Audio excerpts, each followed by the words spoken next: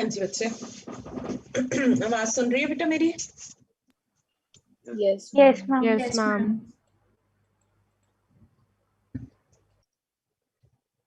कल वाला जो एम्ब्रियोजेनी है आप लोगों ने पढ़ा है? Embryogeny yes ma'am. मैं एक काम करती हूँ, मेरा क्वेश्चन है वहां से, मैंने कल कहा था ना बुकलेट से क्वेश्चन है, तो वो क्वेश्चन को पूछने से पहले मैं एक बार जो है आपको एक बार रिपीट करवा देती हूँ एम्ब्रियोजेनी को। एम्ब्रियोजेनी होती क्या है? एम्ब्रियो का बनना जाइगोट से। जाइगोट से एम्ब्रियो का बनना, ये एम्ब्रियोजेनी होती है। और ये माइक्रोपाइलर एंड पे होगी क्योंकि एग भी उधर था, तो उधर ही एम्ब्रियो का फॉर्मेशन होगा। ठीक है। डाइकॉट एम्ब्रियोजेनी को हमने कैप्सिला में स्टडी किया है, मोनोकॉट की एम्ब्रियोजेनी को हमने सेजिटेरिया में स्टडी किया है। सो क्योंकि ये इसमें स्टडी हुई है और ये क्रूसीफर का मेंबर है, तो इसको क्रूसीफर टाइप ऑफ एम्ब्रियोजेनी या ओनेग्रेड टाइप ऑफ एम्ब्रियोजेनी बोलते हैं। ठीक है जी। एम्ब्रियोजेनी कैसे होगी? ये जाइगोट है, ये ट्रांसवर्स डिवीजन करेगा, एक छोटा सेल बनेगा, एक बड़ा सेल बनेगा। बड़े की ड्यूटी है सस्पेंसर को बनाना और छोटे की ड्यूटी है एम्ब्रियो को बनाना। बड़े वाला सेल बार बार ट्रांसवर्स डिवीजन करके सस्पेंसर को बनाएगा। भूलना मत, डाइकॉट में सस्पेंसर के 6 से 10 सेल होते हैं और इसके फर्स्ट सेल का नाम होता है हस्टोरियल सेल और इसके आखिरी सेल का नाम होता है हाइपोफाइसिस सेल। तो सस्पेंसर 6 से 10 सेल का बना हुआ है। ये इसका फर्स्ट सेल है, ये इसका आखिरी सेल है। और सस्पेंसर का काम सारे जने जानते हैं क्या होता है। सस्पेंसर का काम होता है, सस्पेंसर का काम होता है एम्ब्रियो को पुश करना डीप इनटू द फूड, ताकि वो अच्छे से फूड ले सके। सस्पेंसर का ये जो ऊपर वाला सेल है ये काफी बड़ा and with a big vacuole, हम इसको हस्टोरियल सेल कहते हैं। ये हाइपोफाइसिस आ जाएगा। जो नीचे वाला सेल है ये 3 बार डिवाइड करेगा, एक बार वर्टिकल और फिर हॉरिजॉन्टल। और अपने मन में सोचो कि अगर कोई 3 बार डिवाइड करे तो टोटल सेल्स का नंबर क्या आना चाहिए? 8, है ना। पहले 2 फिर 4 फिर 8, तो 8 सेल यहाँ पे बन जाएंगे। ये ऑक्टेंट स्टेज होती है बेटा। ऑक्टेंट स्टेज में 8 सेल बन जाएंगे। ये एपिबेसल है, ये हाइपोबेसल है। इसकी ड्यूटी लगती है कि ये ऊपर का हिस्सा बनाए एम्ब्रियो का, और इसकी ड्यूटी लगती है कि ये हाइपोकोटाइल को बनाए। अब एम्ब्रियो तो पूरा बना ही नहीं, इसकी ड्यूटी लगी भाई ये वाला पोर्शन, है ना। इसकी ड्यूटी लगी ये वाला पोर्शन, तो ये रह गए, रेडिकल भी रह गया, रूट कैप भी रह गया। तो वो सस्पेंसर के आखिरी सेल को बनाना पड़ेगा। सस्पेंसर के इस आखिरी सेल का नाम होता है हाइपोफाइसिस, ये काम उसको करना पड़ेगा। सो सस्पेंसर का यहाँ डबल रोल है, वो एक तो खाने में पुश भी करवाता है और दूसरा बच्चे आप देखोगे कि वो एम्ब्रियो की फॉर्मेशन में भी कंट्रीब्यूट करेगा। ठीक है। अच्छा जी, आप कहते हैं ये तो ड्यूटियां लग गई भी, इसने ये बनाना है, इसने ये बनाना है, पर ये ड्यूटीज पूरी करने के लिए इसको बहुत बार डिवाइड करना पड़ेगा। सो पहले इसमें पेरिक्लाइनल डिविजन्स होती हैं जैसे कि ऐसे वाली, फिर इसमें बहुत सारी एंटीक्लाइनल डिविजन्स होती हैं ऐसे वाली, और फिर इतने डिविजन्स के बाद पूरा एक मास डेवलप हो जाएगा और एम्ब्रियो बड़ा और गोल हो जाएगा। ये ग्लोबुलर स्टेज है। यहाँ टिश्यूज दिखने शुरू हो जाते हैं। बाहर के टिश्यू को प्रोटोडर्म या डर्मेटोजन कहते हैं, बीच वाले टिश्यू को मिडल मेरिस्टेम या पेरिब्लम कहते हैं, और सेंट्रल टिश्यू को प्लेरोम या प्रोकेम्बियम बोलते हैं। तो इस तरीके से टिश्यू डेवलप हो जाएंगे। ये गोल स्टेज होती है, ये ग्लोबुलर स्टेज होती है। ठीक है। थोड़ी देर में जैसे आप लोग ह्यूमन रिप्रोडक्शन पढ़ते हो तो उसमें हम पढ़ते हैं कि जो ह्यूमन बेबी होता है वो पहले मास होता है ना, ब्लास्टुला, गैस्ट्रुला, फिर जो वो मदर के यूटेरस से इम्प्लांट करता है तो उसके ऑर्गन्स वगैरह सब बनने शुरू हो जाते हैं। इधर से लिम्स बनेगी, इधर से हेड बनेगा, है ना। तो वो पार्ट्स, अंग जो है बॉडी के, वो बनने शुरू हो जाते हैं। ऐसे यहाँ पार्ट्स बनने शुरू हो जाएंगे। साइड पे कॉटिलिडन, आगे प्लम्यूल, पीछे रेडिकल। कॉटिलिडन थोड़ा सा ओवर ग्रो करके, बहुत सारा फूड स्टोर करके थोड़ा सा बाहर की तरफ लटक जाएंगे, तो इसकी शेप बदल के हार्ट शेप हो जाएगी। और हार्ट शेप में आप देखोगे सस्पेंसर काफी रिड्यूस कर चुका है। इसका मतलब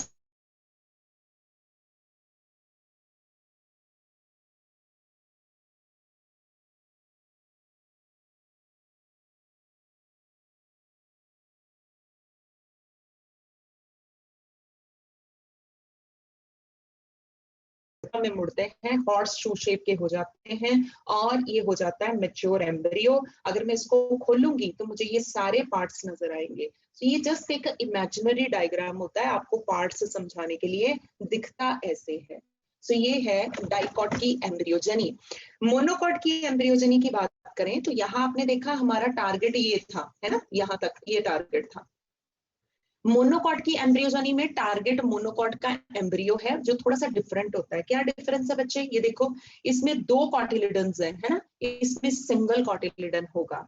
और कभी कभी हमें दूसरे कॉटिलिडन के रिमेन्स देखने को मिल सकते हैं, जिसका नाम है एपिब्लास्ट। और एक चीज, यहाँ पे कोई कवर्स नहीं है, यहाँ पे प्लम्यूल और रेडिकल के बाहर कवर्स होते हैं। प्लम्यूल के कवर का नाम होता है कोलियोपटाइल और रेडिकल के कवर का नाम होता है कोलियोराइजा। ये फोलियर कवर है, पत्ते जैसा कवर है, और ये शीट जैसा कवर होता है। तो यहाँ पे आपको कवर्स देखने को मिलेंगे, ठीक है। सो टारगेट थोड़ा अलग हो गया, यहाँ 2 कॉटिलिडन्स थे, यहाँ सिंगल कॉटिलिडन है। यहाँ प्लम्यूल रेडिकल के अराउंड कवर्स नहीं थे, यहाँ पे कवर्स हैं। ये पत्ते जैसा कवर है, ये शीट जैसा, इसको कोलियोपटाइल कहते हैं, इसको कोलियोराइजा। पर जैसे मैंने कहा था, मोनोकॉट की एम्ब्रियोजेनी पूरे डिटेल में नहीं है। मोनोकॉट की एम्ब्रियोजेनी में हमने सिर्फ कंपैरेटिव अकाउंट्स करने हैं, तो उसमें फिर ग्लोबुलर स्टेज तक तो सारा कुछ सेम जाएगा, ग्लोबुलर स्टेज तक सेम जाएगा, हार्ट शेप नहीं बनेगी। सो इसमें लिखती है एनसीईआरटी कि गोल स्टेज तक सब सेम है, फिर डिफरेंशिएशन स्टार्ट हो जाएगी। बेटे हार्ट तो बन ही नहीं सकता ना, क्योंकि हार्ट तो 2 कॉटिलिडन से बनता है और यहाँ पे सिर्फ सिंगल कॉटिलिडन है, समझ गए हो। तो गोल स्टेज तक सेम है, आगे डिफरेंशिएशन स्टार्ट हो जाएगा। और ये जो गोल स्टेज आपने देखी, इसमें बड़ा क्लियरली पता चल रहा है कि सस्पेंसर का एम्ब्रियो बनाने में कोई रोल नहीं होना चाहिए, क्योंकि वो बेचारा 1 सेल का बना, यहाँ 6 से 10 सेल का बना था, तो अपना काम भी कर रहा था, एम्ब्रियो को भी बना रहा था। यहाँ बेचारा बना ही 1 सेल का है, तो एम्ब्रियो को कैसे बना पाएगा, मुश्किल से अपना ही काम कर पाएगा, समझ गए हो। और ये अगेन मैंने क्या बोला आपको भाई, ये इमेजिनरी स्ट्रक्चर होती है, पार्ट्स से समझाने के लिए, दिखता ऐसे है ये, है ना। इसी तरीके से ये इमेजिनरी स्ट्रक्चर है, पार्ट समझाने के लिए दिखेगा ऐसे।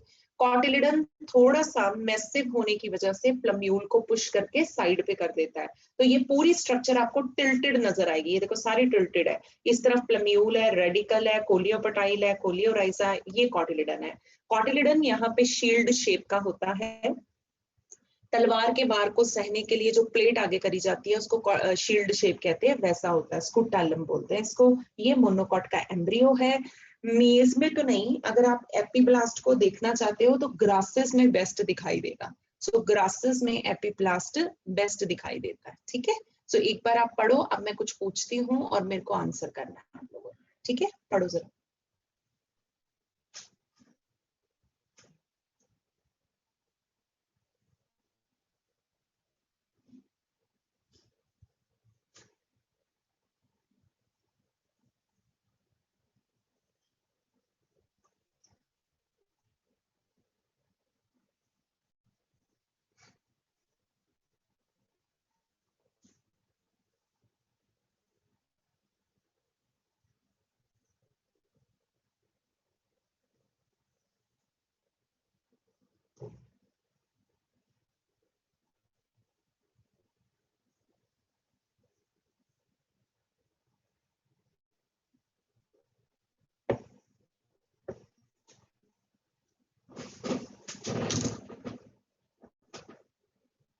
स्पेशली जो डाइकॉट की एम्ब्रोजेनी है उसको ध्यान से देखो सारे जन।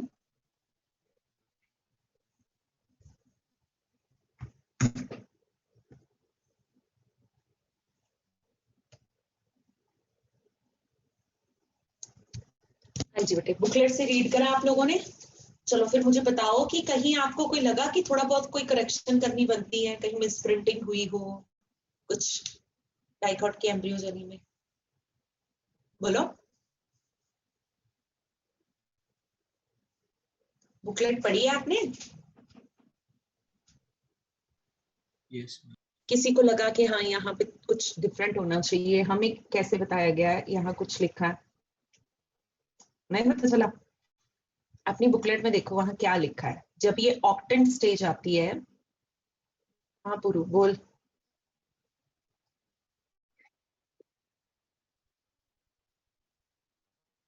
अब वो तो बेटे मैंने पढ़ाते हुए बता दिया था ना कि इसको एपिकल भी कहते हैं, एम्ब्रियोनल भी कहते हैं, दोनों इसी के नाम है। मैम हाँ जी। ये जो ऑक्टेंट तो वर्टिकल एम्ब्रियो है इसको मतलब बहुत सारी डिविजन्स लेनी है ना कि दो पेरिक्लाइन। एग्जैक्टली ऑक्टेंट स्टेज को मैं बार बार बता रही हूँ कि ये बहुत सारी पेरिक्लाइनल डिवीजन करेगा, बहुत सारी एंटीक्लाइनल डिवीजन, तभी मास बन पाएगा ना।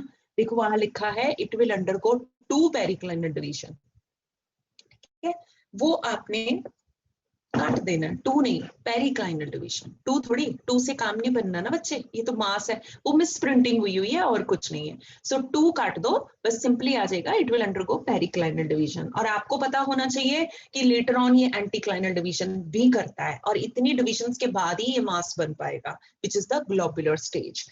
अब बार बार नीट के अंदर क्वेश्चन आता होता है कि बताओ स्टेजेस के नाम क्या हैं। सो ये प्रो एम्ब्रियो, ये ऑक्टेंट स्टेज है बच्चे, ये ग्लोब्यूलर स्टेज है, ये हार्ट स्टेज है, ये मैच्योर स्टेज है। सो दोबारा बताती हूँ, ये प्रो एम्ब्रियो आ गया, ये ऑक्टेंट स्टेज आ गई, ये ग्लोब्यूलर स्टेज आ गई, ये हार्ट स्टेज आ गई, और ये मैच्योर एम्ब्रियो आ गया। ठीक है जी, if you open up then you can see all the parts here। और ये हमारी मोनोकॉट की एम्ब्रियोजन, ठीक है। मैं इसको जरूर रिपीट कराऊंगी, अभी एक बार और रिपीट कराऊंगी, लेकिन इससे पहले जरा आज का काम जो है ना वो शुरू करते हैं, ठीक है। आज जो मैं बताने जा रही हूँ, ये देखो ध्यान से देखना सारे जने, यहाँ पे मैं आपको कुछ समझाऊंगी, बहुत इजी है। आज वाला जो पोर्शन है ना ये बहुत बहुत ही ज्यादा इजी है, मतलब इसमें 90% आप लोगों ने किया हुआ है।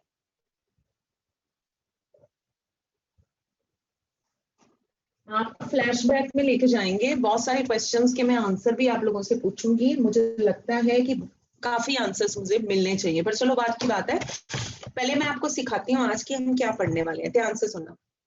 एम्ब्रियो बना लिया, एंडोस्पर्म बना लिया, 2 चीजें बना ली हमने, 2 बच गई है हमारी, एक सीड बच गया, एक फ्रूट बच गया, है ना। तो सीड बना के दिखाती हूँ आपको, सीड कैसे बनेगा। सी, अगर ये मेरे पास अव्यूल है तो आपको पता है कि अव्यूल ही पक के सीड बनता है, ठीक है। फर्टिलाइज्ड अव्यूल को हम सीड कहते हैं।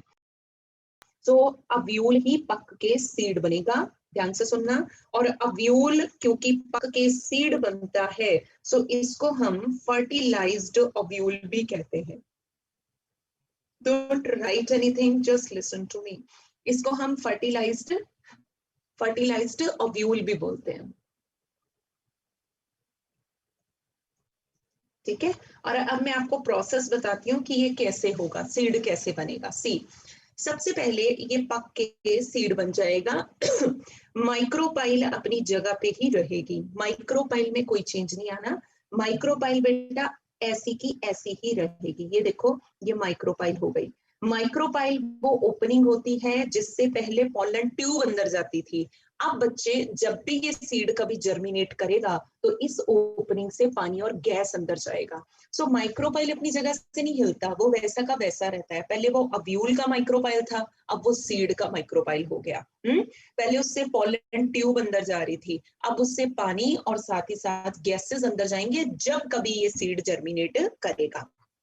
और एक चीज ये आप लोगों ने देखा कि इसका ओव्यूल के 2 इंटेगुमेंट्स होते हैं नॉर्मली, है ना। ओव्यूल के जनरली कितने इंटेगुमेंट्स होते हैं, 2 होते हैं ना। मैं 2 बना देती हूँ, ये 2। अच्छा, बाहर वाला तो यहाँ भी दिखाई दे रहा है, अंदर वाला इंटेगुमेंट कहाँ गया, वो भी होगा।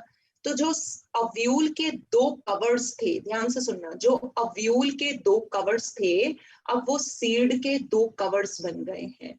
तो जो अव्यूल के 2 कवर्स थे, आउटर इंटेगुमेंट और इनर इंटेगुमेंट, मैं 1 मिनट मार्क कर दूं इसको। ये वाले कवर का नाम क्या होता है, आउटर इंटेगुमेंट, और ये वाला कवर होता है इनर इंटेगुमेंट, राइट। ये ओव्यूल के 2 कवर थे, आउटर इंटेगुमेंट और इनर इंटेगुमेंट।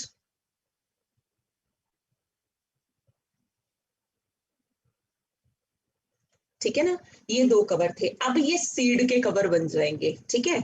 और जो आउटर इंटेगुमेंट है ना, ये बन जाएगा टेस्टा। टेस्टा इज वेरी हार्ड, ये उत्तर जी टेस्टा बन जाएगा, सारे जने ध्यान से देख लो। और जो अंदर वाली इंटेगुमेंट थी वो टेगमन बन जाएगी। सो बाहर वाला टेस्टा बन जाएगा, अंदर वाला टेगमन बन जाएगा, ठीक है। टेस्टा बहुत हार्ड और लेदरी होता है, जबकि टेगमन जो है वो जरूरी नहीं है कि इतना हार्ड हो, और इन दोनों को मिला के हम क्या बोलते हैं, we call it as seed coat. आगे बात समझ में? तो बाहर की इंटेगुमेंट बन गई टेस्टा, अंदर की इंटेगुमेंट बन गई टेगमन। अगर सिंगल इंटेगुमेंट होगी तो सिर्फ टेस्टा बनेगा। Testa is outer hard leathery layer, tegmen is comparatively soft. Testa plus tegmen is called as a seed coat. Got it? आगे बढ़े। यहाँ पे माइक्रोपाइलर एंड पे एग हुआ करता था, और हमें पता है कि अब उसकी फर्टिलाइजेशन हो गई है और अब वो एम्ब्रियो में कन्वर्ट हो गया। सो एग जो है वो एम्ब्रियो में कन्वर्ट हो चुका है। एम्ब्रियो बहुत बार हमने पढ़ लिया, दोबारा बता देती हूँ।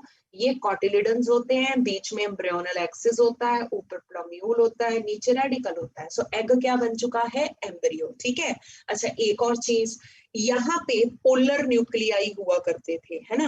अब पोलर न्यूक्लियाई ने फर्टिलाइजेशन के बाद क्या बनाया था, एंडोस्पर्म बनाया था। अब कभी कभी तो वो परसिस्ट करेगा यहाँ पे, और कभी कभी वो नहीं करेगा, एम्ब्रियो उसको चटम कर जाएगा।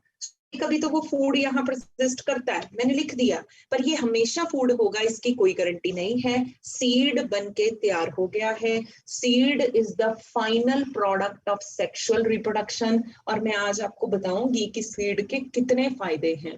तभी हम सीड बनाने वाले पौधों को हायर प्लांट्स कहते हैं ना। सीड के बहुत फायदे हैं। ये सीड के फायदे में से दो को मैं अभी बता देती हूँ, क्योंकि इस डायग्राम से बड़े अच्छे से समझ आएंगे। देखो, सीड में एक जबरदस्त कवर है, सो इस एम्ब्रियो को कोई नुकसान नहीं होगा। इस एम्ब्रियो को नई नई जगह पे लेके जाना, कॉलोनाइज कराना, मुझे बताओ क्या ये काम अकेला एम्ब्रियो कर सकता था? एम्ब्रियो क्या होता है, एम्ब्रियो से फ्यूचर प्लांट ना, तो क्या ये खुद अपनी जगह से यहाँ से उड़ के दूर दूर तक जा सकता था? ये तो बड़ा डेलिकेट होता है। तो भगवान ने इसके अराउंड एक बड़ा मजबूत कवर बना दिया है, ताकि इसको अच्छे से प्रोटेक्शन मिल सके, ये दूर दूर तक डिस्पर्स हो सके, नए नए एरिया में गिर सके और फ्यूचर प्लांट को बना सके। फिर इसके खाने की भी पूरी कहते व्यवस्था यहाँ पे कर रखी है, पूरा इंतजाम किया हुआ है। खाने पीने का फूड वूड भी इसको पूरा मिलता रहता है, काफी सारा फूड होता है, न्यूसेलस भी हो सकता है, एंडोस्पर्म भी। सो फूड की भी पूरी यहाँ पे उन्होंने इंतजाम कर रखे हैं। सो एम्ब्रियो को प्रोटेक्शन मिल रही है, एम्ब्रियो को खाना मिल रहा है, ठीक है ना। और सीड आपको पता है सेक्सुअल रिप्रोडक्शन से बनता है, सो यहाँ नए नए जीन के कॉम्बिनेशन भी होंगे। और पता है सीड फॉर्मेशन बहुत भरोसे के लायक है। अक्सर सीड फॉर्मेशन फेल नहीं होता, क्यों? क्योंकि पॉलिनेशन और फर्टिलाइजेशन के लिए पानी की जरूरत नहीं होती। दिमाग खुला है तो ये पॉइंट समझ में आएगा। दोबारा बोलती हूँ, सीड के एडवांटेजेस बता रही हूँ आप लोगों को। सीड बना दिया मैंने, अब जरा सीड के एडवांटेजेस सुन लो। क्या एडवांटेज है, यहाँ से साफ दिखाई दे रहे हैं। एम्ब्रियो को प्रोटेक्ट करना टफ सीड कोट से, एम्ब्रियो को नरिश करना फूड से, ठीक है। ये सब सीड की रिस्पॉन्सिबिलिटी है। सीड हमारे एग्रीकल्चर का बेसिस है। जरा एक मिनट सोचो कि अगर सीड ना हो तो क्या हम अपनी फसलें उगा पाएंगे? So seed is the basis of our agriculture. फिर बच्चे, सीड में बहुत सारे नए नए जीन के कॉम्बिनेशंस आते हैं। रीजन, क्योंकि ये सेक्सुअल रिप्रोडक्शन से बनता है। फिर बच्चे, सीड का एक मेन फायदा सुनो, और बिल्कुल दिमाग अपना खुला रखना, वो सीड का मेन फायदा है। सीड का फायदा ये है कि सीड फॉर्मेशन बहुत भरोसे के लायक है। इट्स वेरी डिपेंडेबल, मतलब आप बड़ा भरोसा कर सकते हो कि ये बनेगा ही बनेगा। रीजन, क्योंकि पॉलिनेशन और फर्टिलाइजेशन दोनों को पानी की जरूरत नहीं होती। पॉलिनेशन और फर्टिलाइजेशन दोनों को पानी की जरूरत नहीं है। अब जिनकी बॉटनी स्ट्रांग है उनको पता है कि मैं किससे कंपेयर कर रही हूँ, मैं लोअर प्लांट से कंपेयर कर रही हूँ। वहां पानी के बिना फर्टिलाइजेशन कंप्लीट नहीं होती हैं। करो जरा याद, बरायोटेरिडो क्या अपना पानी के बिना लाइफ साइकिल कंप्लीट कर पाते हैं? नहीं, उनको पानी ना मिले तो उनके स्पर्म स्विम ही नहीं कर पाते। क्या हमने पूरा प्रोसेस पढ़ लिया है ना, मैंने फर्टिलाइजेशन करा दी, एंडोस्पर्म सब पढ़, मुझे बताओ क्या डबल फर्टिलाइजेशन में कहीं पानी की जरूरत पड़ी थी? या मैंने बोला हो कि जी गमीट को पहुंचाने के लिए पानी लेके जाता है, कहीं ऐसा पड़ा हो? ना गमीट पानी के भरोसे गया, गमिटोफाइट लेके गया उसको, गमीट को, है ना, समझ रहे हैं? क्या ये गमीट खुद स्विम करके पानी से गया था? नहीं, इसको गमिटोफाइट लेके गया था। इसका मतलब पॉलिनेशन के लिए भी पानी नहीं चाहिए। और बच्चे, जो डबल फर्टिलाइजेशन का इवेंट हुआ था उसके लिए भी पानी नहीं चाहिए। जबकि हमने तो लोअर प्लांट में पढ़ा है कि वो पानी के भरोसे ही जिंदा रहते हैं, उनका तो एक एक स्टेप पानी के भरोसे होता है। यहाँ रिक्वायरमेंट नहीं थी। सो ना पॉलिनेशन को पानी चाहिए ना फर्टिलाइजेशन को पानी चाहिए। सो सीड फॉर्मेशन अक्सर होता है और ये बहुत कम है कि ये फेल हो जाए। सो एनसीईआरटी कहती है, ध्यान से सुनना, seed formation is more dependable because pollination and fertilization are independent of water. सुना आपने मैंने क्या बोला? Seed formation is more dependable. अब ये बाद में अगर कोई डाउट की फॉर्म में पूछेगा तो वो सिर्फ इसलिए पूछेगा क्योंकि उसने ढंग से सुना नहीं होगा। तो मैं 3-4 बार रिपीट करूंगी, ध्यान से सुनना। सीड फॉर्मेशन बहुत डिपेंडेबल है, आप बहुत भरोसा कर सकते हो कि सीड बनेगा ही बनेगा। सीड फॉर्मेशंस ना अक्सर फेल नहीं होती हैं। क्यों बोला? क्योंकि पॉलिनेशन और फर्टिलाइजेशन दोनों को पानी नहीं चाहिए, both are independent of water, है ना। कभी कभी पानी जिनको चाहिए होता है उनको मिलता नहीं तो उनके काम फेल हो जाते हैं। यहाँ पानी चाहिए ही नहीं, सो काम कभी फेल ही नहीं होगा, सीड बनेगा ही बनेगा। सो एनसीईआरटी कहती है seed formation is more dependable, आप भरोसा कर सकते हो सीड बनेगा, because pollination and fertilization are independent of water. ठीक है बच्चे, सो ये हमारे पास आ गया सीड का एडवांटेज। ठीक है, अच्छा एक काम करते हैं, बहुत इजी पोर्शन बताती हूँ कि अगर फूड यहाँ बचा हुआ है तो इसका मतलब इसने ढंग से रोटी नहीं खाई है ना, तभी फूड बच गया। तो यहाँ पे अगर फूड बचा है ना तो एम्ब्रियो बेचारा कमजोर होगा, ये पूरा फूड नहीं खा पाया। ये सीड होते हैं एंडोस्पर्मिक सीड। और अगर ये गायब है इसका मतलब ये चट कर गया, फिर ये बहुत मोटा ताजा होगा। तो सिंपली रिलेट कर सकते हो, अगर फूड अभी भी बचा हुआ है इसका मतलब एम्ब्रियो ने ढंग से नहीं खाया, सो एम्ब्रियो थिन होगा, छोटा होगा। और अगर फूड नहीं बचा इसका मतलब एम्ब्रियो उसको चटम कर गया, फिर एम्ब्रियो उसमें तगड़ा होगा, cotyledons will be thick swollen. बस बच्चे इन्हीं सीड्स को एंडोस्पर्मिक सीड और नॉन एंडोस्पर्मिक सीड कहते हैं। ये देखो, जिसमें खाना बचा हुआ है इसमें कॉटिलिडन ढंग से खाना नहीं खा पाने की वजह से छोटे रह जाते हैं, ये मोनोकॉट का केस होता है। और जिसमें खाना पूरा डिसअपेयर हो गया इसका मतलब एम्ब्रियो चटम कर गया, तो इन दैट केस एम्ब्रियो बहुत फ्लैशी और लार्ज होगा। कॉटिलिडन किसका हिस्सा होता है? एम्ब्रियो का। ये डाइकॉट में देखने को मिलेगा। इनको नॉन एंडोस्पर्मिक या एक्सेलब्यूमिनस सीड कहते हैं। और आप लोग मुझे बताओगे कि आपने कौन सी एग्जाम्पल पढ़ी थी +1 में, जब मैंने आपको बताया था कि कभी कभी न्यूसेलस के रिमेन भी देखने को मिल सकते हैं। न्यूसेलस जो कि मम्मी की भी मम्मी, मदर की भी मदर, है ना। फूड मदर टिश्यू कौन सा होता है? एंडोस्पर्म होता है। अच्छा, उससे पहले भी एक फूड टिश्यू था, कौन था भला? न्यूसेलस, बहुत पुराना, है ना, जैसे हमारी मदर की भी मदर होती। ठीक है, तो कभी कभी उसके भी रिमेन्स देखने को मिलते हैं। वो जो पतली सी लेयर जो हमें न्यूसेलस के रिमेन देखने को मिलते हैं वो पेरिस्पर्मिक लेयर होती है। ऐसे सीड को पेरिस्पर्मिक सीड कहते हैं। एग्जाम्पल है बीट एंड ब्लैक पेपर। अब मुझे कौन बताएगा कि कोई और भी एग्जाम्पल पढ़ी थी हमने? अक्षिका? सेजिटेरा। है सेजिटेरा? सेजिटेरा तो कोई पता ही नहीं। मीरा? मैम निम्फिया और कैस्टर। बाप रे बाप, निम्फिया भी याद है। गौरीश? Nymphaea and castor. शाबाश। तो अब देख लो भाई, ये कुछ सेल्फ असेसमेंट्स होती हैं कि आप कितना रिटेन कर पाते हो। इसमें मैंने निम्फिया और कैस्टर कराया हुआ है। और +2 में थोड़ी सी ये भी मैंने बताया थे, काली मिर्च वगैरह, बट जब लिखा रिटर्न में आता है तो बीट और ब्लैक पेपर यहाँ दिया हुआ है। So castor, nymphaea, beet, black pepper, these are all example of perispermic seed. अब एक काम करें, ये वाला पोर्शन ना थोड़ा इजी है। अब मैंने क्या देखा इसमें कि इजी होने की वजह से आप एम ही पढ़ लेते हो, नींद आ रही है तो उसको पढ़ लिया, है ना। इसमें से क्वेश्चन आता है, इसमें से क्वेश्चन आता है, बहुत प्रोबेबिलिटी है ये पेरिस्पर्म के ऊपर क्वेश्चन आता है। फिर ये जो एडवांटेजेस सीड के बताए हुए हैं इस पे क्वेश्चन आता है, और क्वेश्चन थोड़ा घुमा के डालते हैं। तो इस पोर्शन को बिल्कुल लाइटली नहीं लेना, इसलिए मैंने यहाँ पे लिखा है। आप भी लिखोगे और लिखते लिखते इसको पढ़ोगे, याद करोगे। शुरू करो इसको, सीड एंड फ्रूट फॉर्मेशन लिखना शुरू करो। और फिर जो मैंने डायग्राम बनाई है इसको अच्छे से नोट करना है। ठीक है, शुरू करो, राइट इट डाउन प्लीज। दोनों प्रोसेसेस हैं, सीड और फ्रूट।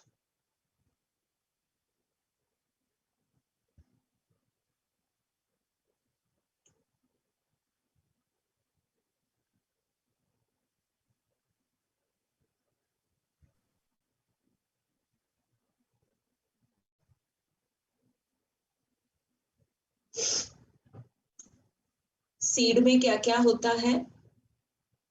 सीड सेक्सुअल रिप्रोडक्शन का फाइनल प्रोडक्ट है। सीड को फर्टिलाइज्ड ओव्यूल कहते हैं और सीड आपको पता है फ्रूट के अंदर बनता है।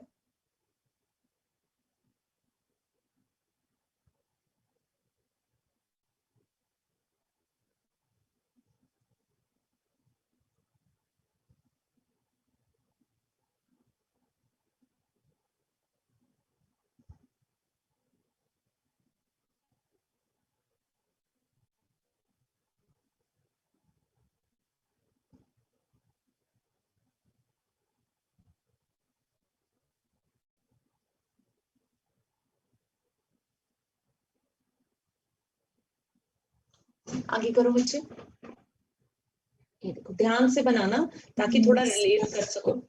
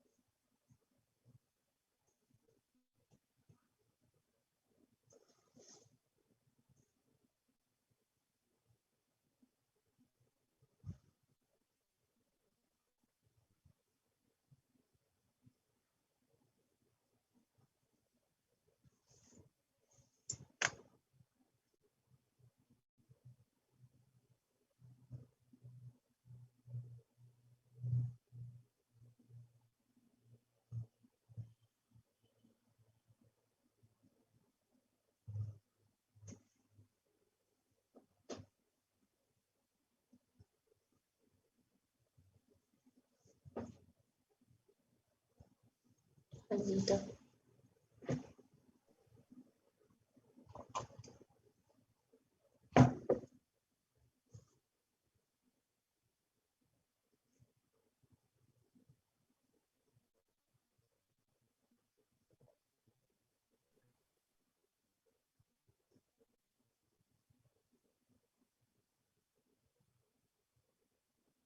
ठीक है बेटे, बना लिया आपने?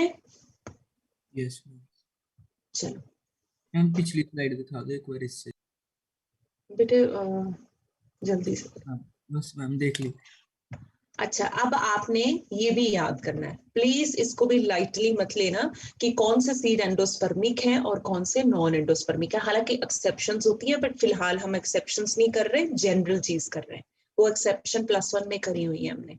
सो यहाँ जनरली पढ़ेंगे कि मोनोकॉट के एंडो सीड होते हैं, डाइकॉट के नॉन एंडो। सो ये मोनोकॉट है।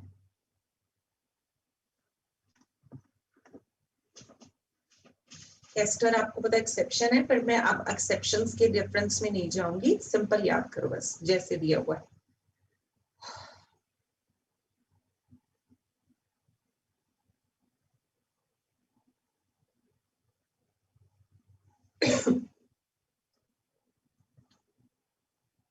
ठीक है, ये डाइकॉट है पर ये मोनो कोट के सीड जैसा एंडोसीड होता है, ये एक्सेप्शनल है। प्लीज जब आपको टाइम लगे तो वहां से एक्सेप्शन जरूर पढ़ना, वहां मैंने मार्क करवाई हुई है सारी।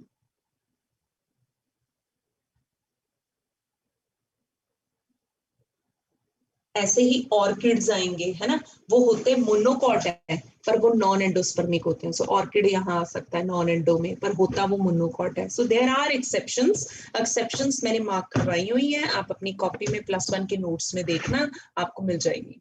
ठीक है,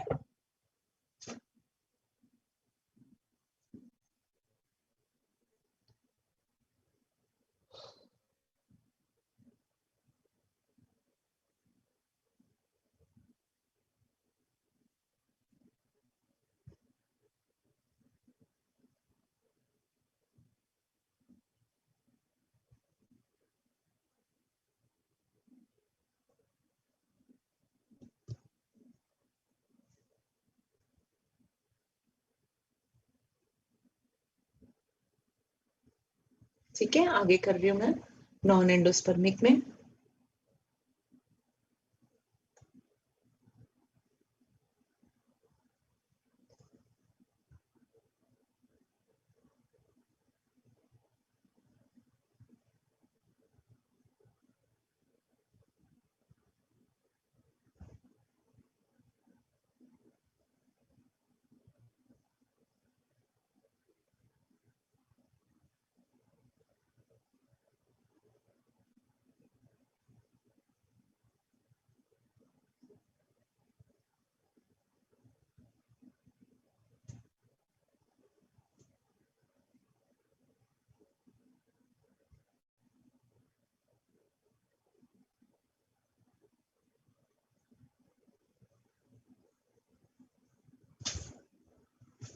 ठीक है बेटे, आगे कर दूं मैं। Ma'am please wait.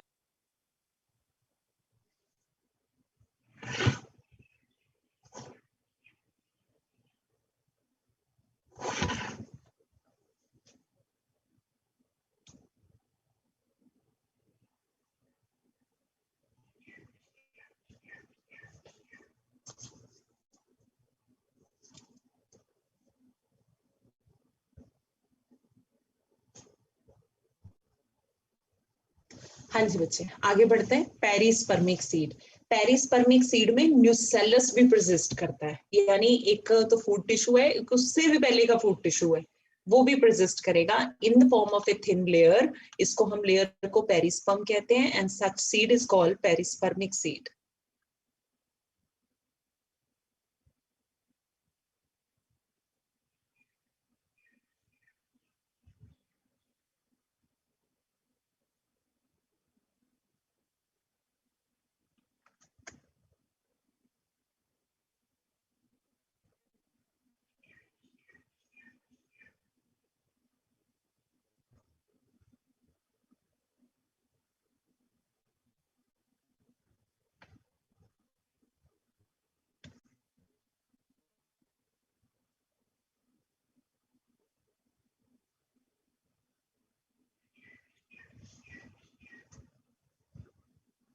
ठीक है जी, so moving to our next part. हाँ जी, ये देखो, एक मिनट सारे जने जरा देखना। अच्छा, ये सीड बन गया, सीड हमने देख लिया कैसे बनता है। मुझे बताओ, क्या सीड इमीडिएटली बनने के बाद जर्मिनेट कर जाता है? नहीं ना, सीड थोड़ा देर डोरमेंसी के पीरियड में जाएगा, जिसमें इसके अंदर फिजियोलॉजिकल और हार्मोनल चेंजेस होते हैं। +1 में हार्मोनल चेंजेस हमने पढ़े हुए हैं सीड के अंदर कौन कौन करता है। एनीवेज, मैं रिपीट करती हूँ, सीड बनने के एकदम बाद जर्मिनेट नहीं करेगा, सीड डोरमेंसी के पीरियड में जाएगा, चुपचाप रहेगा, इसके अंदर फिजियोलॉजिकल हार्मोनल चेंजेस आएंगे।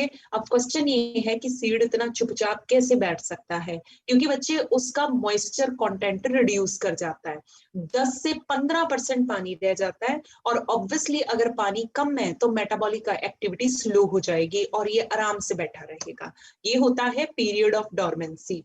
तो सीड बनने के बाद डोरमेंसी फेज में एंटर करेगा। इसने अपना वाटर कंटेंट 10 to 15% कर लिया हुआ है, सो 10 to 15% वाटर कंटेंट की वजह से इसकी मेटाबॉलिक एक्टिविटी स्लो हो जाएगी और ये ऑटोमेटिकली स्लो मोड में चला जाएगा, डोरमेंट मोड में चला जाएगा। ठीक है जी। फिर बच्चे, जब कभी इसका डोरमेंसी पीरियड ओवर होएगा, जब इसको पानी वानी गैस वैस ऑक्सीजन वगैरह सब मिलेगी, तब जाके ये जर्मिनेट करेगा। सो ये देखो क्या लिखा है, ध्यान देना सारे जने, कि जैसे ही सीड मैच्योर होता है इसका मॉइस्चर कंटेंट रिड्यूस हो जाता है और ये डोरमेंसी पीरियड में चला जाता है। और फिर जब डोरमेंसी पीरियड ओवर होएगा तो माइक्रोपाइल से गैसेस और पानी अंदर जाएंगे और सीड का जर्मिनेशन होगा। ये एनसीईआरटी का टॉपिक है, आप इसको एज सच अपनी कॉपी में मार्क करोगे। ये बहुत अच्छे से आपने पढ़ना है, ये मैं लिखवाऊंगी नहीं, ये खुद से पढ़ के लिखना पड़ेगा, बिकॉज इस पे बहुत बार क्वेश्चन आता है। दोबारा बता देती हूँ, सीड के एडवांटेजेस क्या हैं, ध्यान देना। सीड के क्या एडवांटेजेस होते हैं? सीड सेक्सुअल रिप्रोडक्शन की फाइनल प्रोडक्ट है, इसमें बहुत सारे जीन के नए नए कॉम्बिनेशंस बनते हैं। एम्ब्रियो को नरिश करने की जिम्मेदारी सीड की है, एम्ब्रियो को प्रोटेक्ट करने की जिम्मेदारी सीड की है, एम्ब्रियो को दूर दूर तक डिस्पर्स करने की जिम्मेदारी भी सीड की है। सो एम्ब्रियो को नरिश करना, प्रोटेक्ट करना, उसको दूर दूर तक डिस्पर्स करना, ये सब जिम्मेदारी सीड की ही है और सीड ये काम बड़े अच्छे से करता है। हमारे एग्रीकल्चर का बेसिस भी सीड ही है, सारी खेती हमारी सीड पे ही टिकी हुई है। और मेन पॉइंट पे आते हैं कि सीड फॉर्मेशन बहुत भरोसे के लायक है, सीड फॉर्मेशन बहुत डिपेंडेबल है, आप भरोसा कर सकते हो कि सीड बनेगा ही बनेगा। रीजन, क्योंकि pollination and fertilization both are independent of water, दोनों को पानी नहीं चाहिए। सो कभी ऐसा नहीं मौका आएगा या ऐसी नौबत नहीं आएगी, पानी नहीं मिला, पॉलिनेशन फर्टिलाइजेशन नहीं हुआ तो सीड फॉर्मेशन फेल हो गया, ऐसी नौबत नहीं आएगी, because both pollination and fertilization are independent of water, तो सीड बनेगा ही बनेगा। सो सीड फॉर्मेशन बहुत ज्यादा भरोसे के लायक है। इसको बच्चे हम एडवांटेजेस ऑफ सीड फॉर्मेशन कहते हैं। और अब हम आते हैं अपने लास्ट पार्ट की तरफ, ठीक है। कोई क्लास में ऐसा स्टूडेंट जिसको ये चीज याद नहीं है, अगर याद नहीं है तो फिर गड़बड़ बहुत जबरदस्त वाली है, क्योंकि ये मैंने 4-5 दिन लगा के ये टॉपिक कराया था आपको, फ्रूट कैसे बनते हैं, what are the different type of fruits, हमने सारे पढ़े हुए हैं। सक्कुलेंट फ्रूट पढ़ा है मैंने आपको, ड्राई फ्रूट कराए हुए हैं, फ्लैशी फ्रूट कराए हुए हैं, परथिनोकार्पिक फ्रूट कराए हुए हैं। सो एक क्विक रिवीजन, क्योंकि यहाँ पे सिर्फ एग्जांपल्स हैं। फ्रूट देखो, कहते हैं जैसे जैसे सीड बनता है साथ साथ में फ्रूट बनता है, दोनों प्रोसेसेस साइमल्टेनियसली होते हैं। और ओवरी पक के फ्रूट बन जाती है, जो ओवरी की बॉल है वो पेरिकार्प बन जाती है। अब सबको याद है ना कि अगर पेरिकार्प 3 हिस्सों में डिवाइडेड है तो उसको फ्लैशी बोलते हैं, और अगर पेरिकार्प 3 हिस्सों में डिवाइडेड नहीं है तो उसको ड्राई फ्रूट कहते हैं, ठीक है। फ्लैशी फ्रूट की एग्जांपल गावा, ऑरेंज, मैंगो, और ड्राई फ्रूट की एग्जांपल ग्राउंडनट एंड मस्टर्ड। हमने तो पता नहीं कितनी ड्राई फ्रूट की एग्जांपल पढ़ी हुई है, हमने तो ड्राई फ्रूट की आगे टाइप्स भी पढ़ी हुई है, ठीक है। सो ये बहुत ही बेसिक इंफॉर्मेशन है जो इस चैप्टर में फिलहाल रिवीजन के तौर पे है। दोबारा बताती हूँ कि सीड का बनना और फ्रूट का बनना साइमल्टेनियस होता है। ओवरी पक के फ्रूट बनती जाती है जैसे ही ओव्यूल पक के सीड बनना शुरू करता है, ठीक है। अब जो ओवरी की बॉल है वो फ्रूट की बॉल बन जाती है, क्या बोलते हैं उसको, पेरिकार्प। अगर पेरिकार्प के 3 हिस्से हैं, एपी, मीजो, एंडो, तो ये फ्लैशी फ्रूट होता है, और नहीं है तो ये ड्राई फ्रूट होता है। फ्लैशी फ्रूट गावा, ऑरेंज, मैंगो, और ड्राई फ्रूट में कौन आएगा, हमने बहुत सारे पढ़े हुए हैं, फिलहाल 2 एग्जांपल याद करो, ग्राउंड नट और मस्टर्ड। अच्छा ये क्या था भला, कि वैसे नॉर्मली फ्रूट किससे बनता है, ट्रू फ्रूट जो होता है कहाँ से बनता है, ओवरी से बनता है ना। जो ट्रू फ्रूट होता है, ये जैसे मैंगो वगैरह है, तो ये ओवरी से बनते हैं। पर बच्चे अगर थैलेमस भी कंट्रीब्यूट करे तो आपको पता है उसको फॉल्स फ्रूट कहते हैं। अगर थैलेमस भी कंट्रीब्यूट कर रहा है फ्रूट बनाने में तो ये फॉल्स फ्रूट होता है। और फॉल्स फ्रूट की एग्जांपल है एप्पल, पेयर, और काजू और स्ट्रॉबेरी। स्ट्रॉबेरी का जो बिल्कुल आप सेंट्रल पार्ट खाते हो ना, वो थैलेमस होता है उसका, जो बिल्कुल सेंटर में होता है, ठीक है। और काजू के बिल्कुल नीचे काजू का एप्पल होता है, शायद आपने सुना हो कैश्यू एप्पल, देखना जाके, काजू का फ्रूट मैंने कराया हुआ है, कैश्यू एप्पल भी मार्क कराया हुआ है, बहुत सारी कंट्रीज में इसको खाते हैं, ये थैलेमस होता है उसका। सो बहुत सारे फ्रूट्स ऐसे हैं जिसमें हम थैलेमस को खाते हैं। थैलेमस एप्पल में खाते हैं, पेयर में खाते हैं, काजू में खाते हैं, स्ट्रॉबेरी में खाते हैं, और जहां भी आप थैलेमस खाओगे वो फॉल्स फ्रूट माना जाएगा। और ये वो फ्रूट होता है जो कि बिना फर्टिलाइजेशन के डेवलप होता है, जैसे कि बनाना। आपको पता है कि आजकल पार्थिनोकार्पिक फ्रूट जो हैं ये हार्मोन से भी बनाने लग गए हैं। रीजन, क्योंकि ऐसे फ्रूट्स में सीड नहीं होता, तभी तो बनाना में सीड नहीं, तो बनाना तो चलो नेचुरली पार्थिनोकार्पिक है ना। जो फ्रूट बिना फर्टिलाइजेशन के बनेगा उसमें सीड नहीं होगा, जैसे बनाना।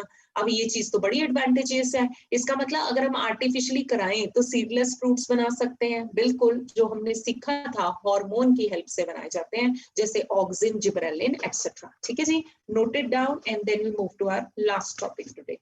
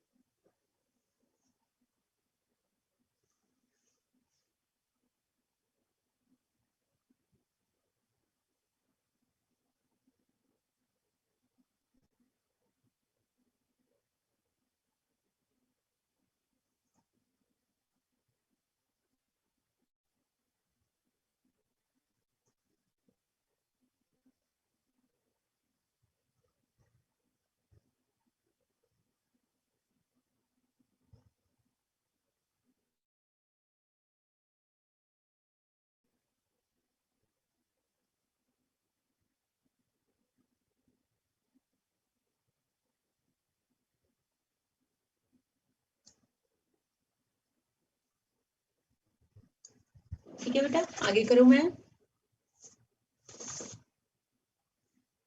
Ma'am please wait.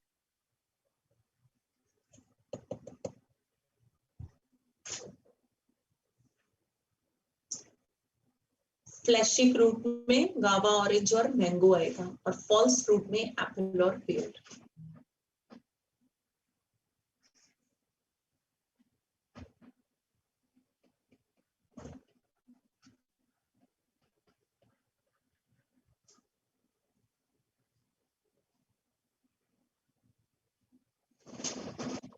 धन्यवाद। हाँ जी बेटे, आगे बढ़ते हैं। ये फॉल्स फ्रूट की दो और एग्जाम्पल है जिसमें हम थैलेमस को खाते हैं, कैश्यू और स्ट्रॉबेरी। पार्थिनोकार्पिक फ्रूट्स में आएगा बनाना, और ड्राई फ्रूट में ग्राउंडनट और मस्टर्ड।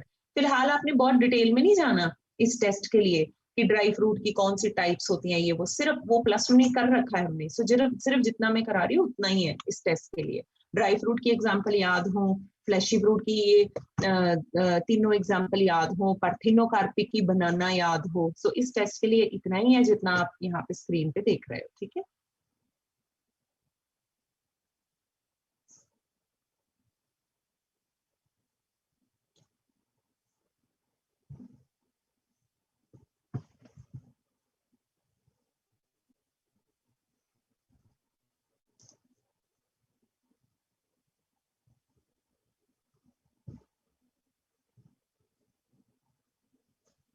ठीक है जी। सो अब हम चलते हैं आज के लास्ट पार्ट की तरफ। बिल्कुल ध्यान से तसल्ली से सुनना, अपना पेन कर दो डाउन, और बस इसके बाद मैं रिवीजन करवाऊंगी, ध्यान से सुनना।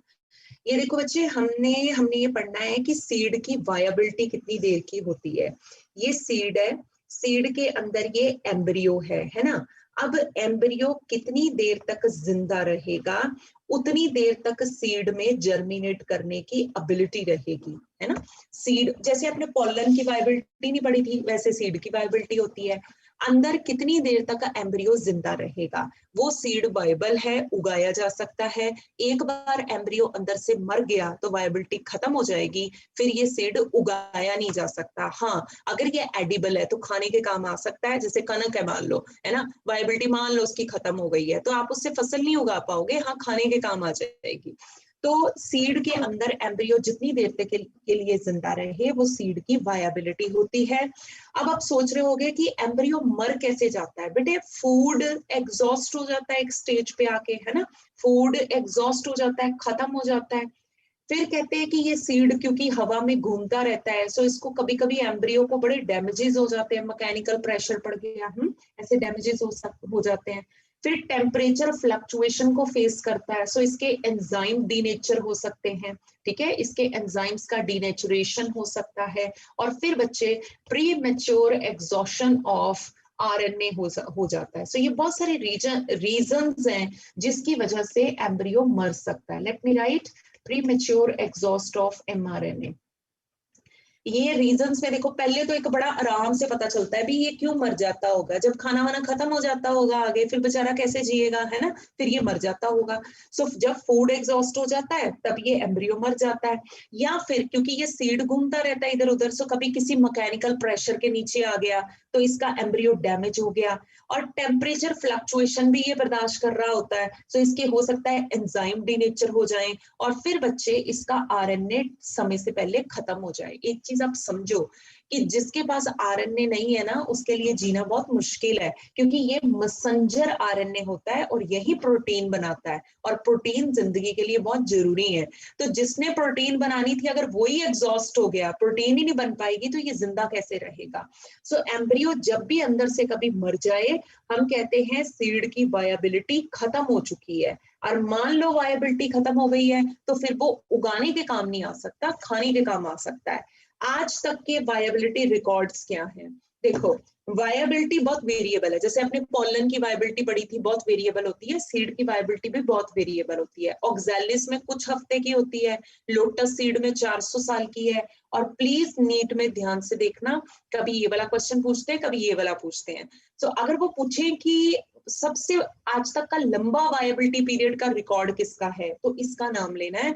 ये आर्कटिक टुंड्रा में जब एक्सकवेशन यानी खुदाई चल रही थी तब इसके सीड निकले थे। ये ल्यूपिन का पौधा होता है, ल्यूपिनस का नाम सुना ना आपने, मैंने +1 में कराया हुआ, ल्यूपिन बोलते हैं इसको। तो इसके सीड 10,000 साल पुराने वहां से निकले थे खुदाई के दौरान। सबको लगा कि इसका एम्ब्रियो मर गया होना है, पर जब उसको जर्मिनेट करा तो वो सीड जर्मिनेट कर गए, नए पौधे बनाए, उनपे नए फूल बने। इसका मतलब सीड अभी भी वायबल थे।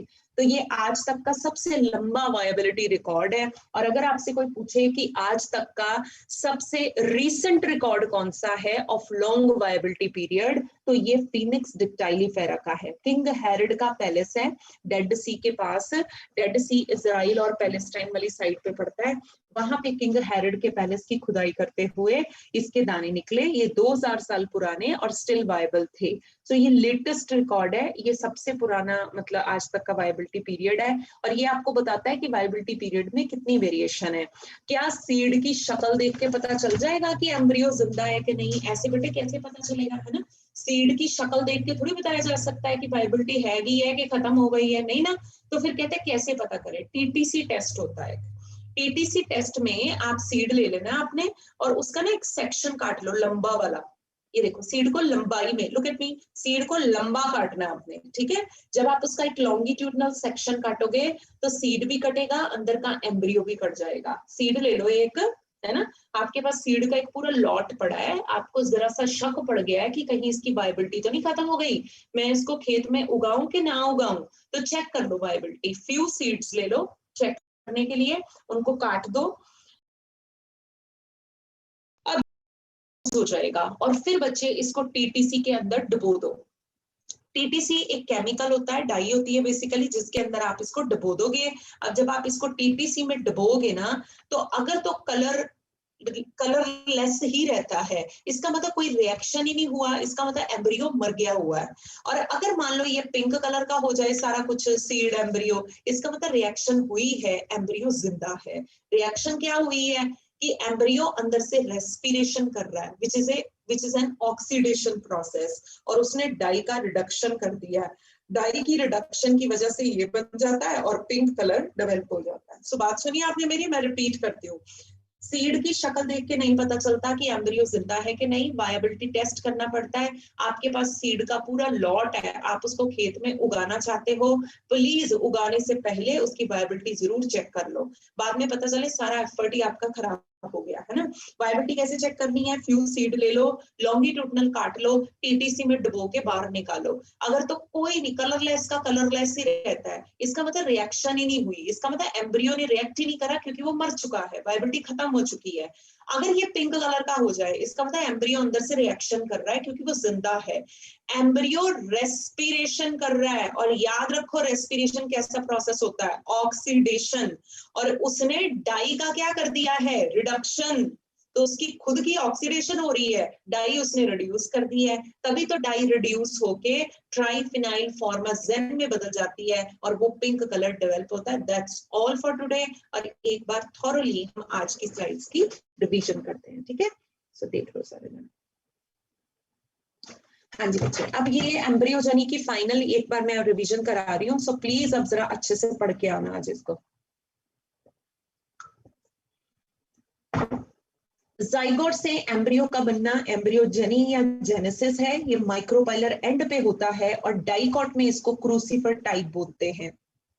क्रूसिफर या ओनेग्रिड आ जाए, इसका मतलब डाइकॉट एम्ब्रियोजेनी है।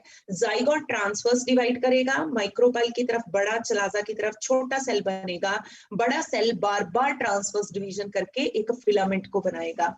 हम इस फिलामेंट को बोलते हैं सस्पेंसर, और सस्पेंसर के फर्स्ट सेल का नाम होता है हस्टोरियल और लास्ट वाले सेल का नाम होता है हाइपोफाइसिस। याद रखना, इसका काम फूड में पुश करना है एम्ब्रियो को, पर ये एम्ब्रियो की फॉर्मेशन में भी कंट्रीब्यूट करेगा।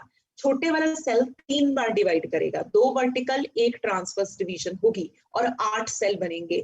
8 सेल में 4 को एपिबेसल लेयर और 4 को हाइपोबेसल लेयर कहेंगे, और यहाँ ड्यूटी लग जाएगी एपिबेसल की अपर पार्ट बनाने की, हाइपोबेसल की लोअर पार्ट बनाने की। रेडिकल और रूट कैप बच जाता है, वो फिर सस्पेंसर के आखिरी सेल को बनाना पड़ेगा। सो ये अपर पार्ट बनाएगा, ये हाइपोकटाइल को बनाएगा, और जो बच गया वो सस्पेंसर का आखिरी सेल बनाएगा। ठीक है जी। और इसके लिए इसको बहुत बार डिवाइड करना पड़ेगा, पहले पेरिक्लाइनली फिर एंटीक्लाइनली, और एक गोल बड़ा सा मास बनेगा जो कि एम्ब्रियो की ग्लोबुलर स्टेज है। इतने सेल बनते हैं कि आप उनको टिश्यूज बोल सकते हो और ये नाम दे सकते हो। ये वही स्टेज है जब पार्ट्स डिफरेंशिएट होने शुरू हो जाएंगे। इधर कॉटिलिडन्स बनेंगे, आगे प्लम्यूल, पीछे रेडिकल, और कॉटिलिडन खूब सारा फूड स्टोर करके लटक जाएंगे, तो इसकी हार्ट शेप आ जाएगी। और फिर कैप्सेला में हमने देखा कि कॉटिलिडन मुड़ जाते हैं जगह की कमी की वजह से और हॉर्स शू शेप के हो जाएंगे। अब हर डाइकॉट में कॉटिलिडन ऐसे बेंड होंगे कि नहीं होंगे इसकी कोई गारंटी नहीं है। ठीक है, अगर आप इसको खोल के देखोगे तो आपको ये सारे पार्ट मैच्योर एम्ब्रियो के अंदर नजर आएंगे। ये होती है डाइकॉट की एम्ब्रियोजेनी।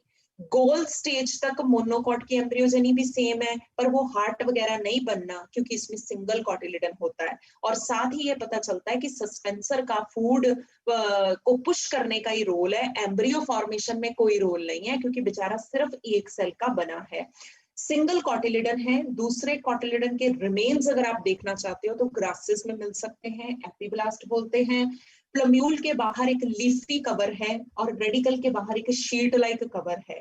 ठीक है, कोलियोपेटाइल, कोलियोराइजा। कॉटिलिडन हल्का सा पुश करेगा जिसकी वजह से ये पूरी स्ट्रक्चर टिल्टेड हो जाएगी, टेढ़ी हो जाएगी। कॉटिलिडन साइड पे था, खुद को टॉप पे दिखाने की कोशिश करेगा, और जो टॉप पे था वो थोड़ा सा साइड पे हो जाएगा। ठीक है, ये हमारे पास है मोनोकॉट का एम्ब्रियो। क्योंकि इसने आगे चल के शूट सिस्टम बनाना है, सो आपको छोटे छोटे लीफ प्राइमोडिया यहाँ पे नजर आ सकते हैं। अनदर पोर्शन, ओव्यूल पक के सीड बनता है। आउटर इंटेगुमेंट टेस्टा और इनर इंटेगुमेंट टेगमन बन जाती है। टेस्टा बड़ी हार्ड और लेदरी है, टेगमन इतनी हार्ड और लेदरी नहीं होती। इसको सीड कोट बोलेंगे। एग का एम्ब्रियो बन गया, पोलर न्यूक्लियाई का एंडोस्पर्म बन गया, माइक्रोपाइल अपनी जगह पे है। फिलहाल सीड डॉर्मेंसी पीरियड में एंटर कर जाएगा, अपना पानी घटा लेगा, 10 से 15% पानी रहेगा, मेटाबॉलिक एक्टिविटी स्लो हो जाएंगी और डॉर्मेंसी में एंटर कर जाएगा। ठीक है, लेकिन जब कभी डॉर्मेंसी का पीरियड खत्म हो जाएगा और ये सूटेबल जगह पे गिरेगा तो फिर बच्चे पानी वानी को एब्जॉर्ब करेगा, गैसेस को एब्जॉर्ब करेगा और फिर जर्मिनेट करेगा। तो सीड कभी भी बनने के इमीडिएटली बाद जर्मिनेट नहीं करते, डॉर्मेंसी के पीरियड में जाते हैं। वो जरूरी पीरियड होता है, तब इनके अंदर हार्मोनल और फिजियोलॉजिकल चेंजेस आते हैं।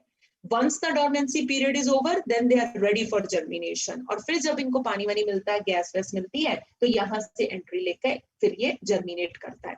सीड हमारी खेती का बेसिस है। सीड सेक्सुअल रिप्रोडक्शन की फाइनल प्रोडक्ट है। सीड के बहुत फायदे हैं, तभी सीड वाले पौधों को हायर प्लांट्स कहते हैं। एम्ब्रियो को प्रोटेक्ट करना, एम्ब्रियो को नरिश करना, एम्ब्रियो को दूर दूर के एरिया में स्प्रेड करना, ये सब सीड की रिस्पॉन्सिबिलिटी है। ठीक है, ऑब्जर्व करो।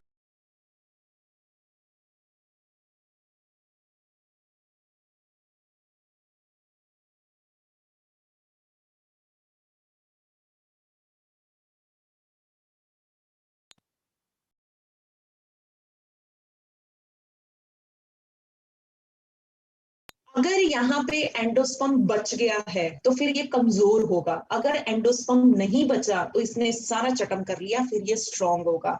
मोनोकॉट के सीड एंडोसीड होते हैं और डाइकॉट के सीड नॉन एंडोसीड होते हैं, ये चीज याद रखना।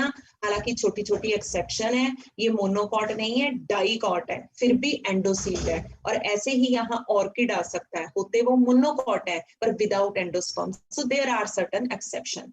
अगर हमें न्यूसेलस के भी रिमेन देखने को मिले तो ये पेरिस्पर्मिक लेयर होती है, ऐसे सीड को पेरिस्पर्मिक सीड कहते हैं। और सीड के फायदे में से सबसे बड़ा फायदा याद रखना सीड का कि seed formation is more dependable because pollination and fertilization are independent of water. Seed के साथ साथ फ्रूट बनेगा। अगर उसकी पेरिकार्प 3 हिस्सों में डिवाइडेड है तो उसको फ्लैशी फ्रूट कहते हैं, वरना ड्राई फ्रूट कहते हैं। फ्लैशी की एग्जांपल गावा, ऑरेंज, मैंगो, और ड्राई की एग्जांपल कौन सी है? ग्राउंड नट और मस्टर्ड। ठीक है। कभी कभी आप देखते हो कि हम थैलेमस भी खाते हैं, वो फॉल्स फ्रूट होते हैं, जैसे Apple, pair, strawberry and cashew. और कभी कभी फर्टिलाइजेशन के बिना ही फ्रूट बन जाता है, ये सीडलेस फ्रूट होते हैं। जैसे कि नेचर में ऐसा कौन सा फ्रूट है? बनाना। हालांकि हमने इनको आर्टिफिशियली भी ऐसे फ्रूट्स बनाने शुरू कर दिए हैं with the help of hormone. कितनी देर तक एम्ब्रियो अंदर जिंदा रहेगा, ये वायबिलिटी पीरियड होता है। अक्सर फूड की कमी से एम्ब्रियो मर जाता है, या उसको डैमेजेस हो जाते हैं, या एंजाइम डिनेचर कर जाते हैं, या आरएनए ही खत्म हो जाता है जिसने प्रोटीन बनाना था, तो अक्सर एम्ब्रियो मर जाएगा। जितनी देर तक जिंदा रहेगा वो वायबिलिटी पीरियड है। बहुत वेरी करता है, कुछ हफ्तों से लेके कितने सालों तक का हो सकता है, और आज तक का सबसे लंबा वायबिलिटी पीरियड इसमें रिकॉर्ड हुआ है। जबकि बिल्कुल रीसेंट रिकॉर्ड अगर पूछा जाए तो इसका है। लुपिनस के दाने आर्कटिक टुंड्रा की खुदाई के दौरान मिले थे, और वो 10,000 साल पुराने थे। किसी को नहीं लगा था कि वो अभी भी केपेबल होंगे जर्मिनेशन के, वायबल होंगे, पर जब उनको जर्मिनेट किया गया तो वो कर गए। इसका मतलब उनमें अभी भी वायबिलिटी थी। और ये सबसे रिसेंट रिकॉर्ड है, 2000 साल पुराने सीड थे, और ये भी जर्मिनेट करने की कैपेसिटी रखते थे। ये किंग हेरोड पैलेस की खुदाई के दौरान मिले। हमें सीड की शक्ल देख के नहीं पता चलता, सीड का टेस्ट करना पड़ता है, टीटीसी टेस्ट कहते हैं। सीड को लंबा सा काटो, एम्ब्रियो एक्सपोज करो और टीटीसी में डुबो दो। अगर तो कोई रिएक्शन नहीं होती, इसका मतलब एम्ब्रियो रिएक्ट ही नहीं कर रहा, मर चुका है वो। और अगर ये पिंक कलर का सारा कुछ हो जाए, इसका मतलब एम्ब्रियो जो डाई का कलर चेंज हो जाए, पिंकिश हो जाए, ये भी पिंक हो जाए, इसका मतलब एम्ब्रियो ने रिएक्ट करा है। एम्ब्रियो ने डाई का रिडक्शन कर दिया है, उसको इसमें बदल दिया, तभी पिंक कलर आता है। और एम्ब्रियो ने डाई का रिडक्शन कैसे कर दिया? क्योंकि उसका खुद का ऑक्सीडेशन हो रहा है। कौन सा वाला? रेस्पिरेशन हो रहा है। So that's all for today, right? Ma'am एक बार लास्ट स्लाइड दिखाना, लास्ट सेकंड,